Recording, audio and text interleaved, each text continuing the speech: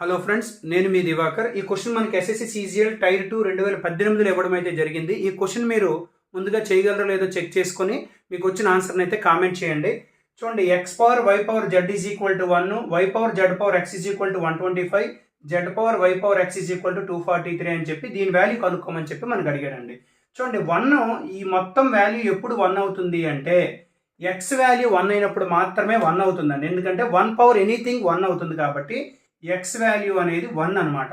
So ఎప్పుడైతే X value 1 అని మనకు తెలిసిందో అప్పుడు దీన్ని తీసుకుందాం. ఇప్పుడు Y power Z power X అందుకండి. చూడండి, Y power Z power X, X value 1 కాబట్టి అంటే ఇది వై పవర్ జెడ్ అవుతుంది. సో 125 మనం ఎలా రాయొచ్చు అంటే 5 క్యూబ్ అని రాయొచ్చు. ఇప్పుడు చూడండి, వై ప్లేస్లో మనకి ఎంత ఉంది అంటే 5, జెడ్ ప్లేస్లో ఎంత ఉంది అంటే 3 అనమాట. చాలు ఈ మాత్రం చాలు పదండి. సో ఇప్పుడు దీంతో క్రాస్ చెక్ చేసుకోవాలన్నమాట. చూడండి ఒకసారి, z power y power x ఉంది. ఎక్స్ అంటే 1 కాబట్టి మనం రాయవలసిన అవసరం లేదు. 243 అంటే ఏంటంటే 3 పవర్ 5 అంటే జెడ్ ప్లేస్లో ఎంత ఉంది సార్? ఇక్కడ 3. వై ప్లేస్లో ఎంత ఉందండి? 5 అనమాట. చూడండి, సరిపోయిందా లేదా? సో ఇప్పుడు మనకు కావాల్సింది ఏంటంటే 9x.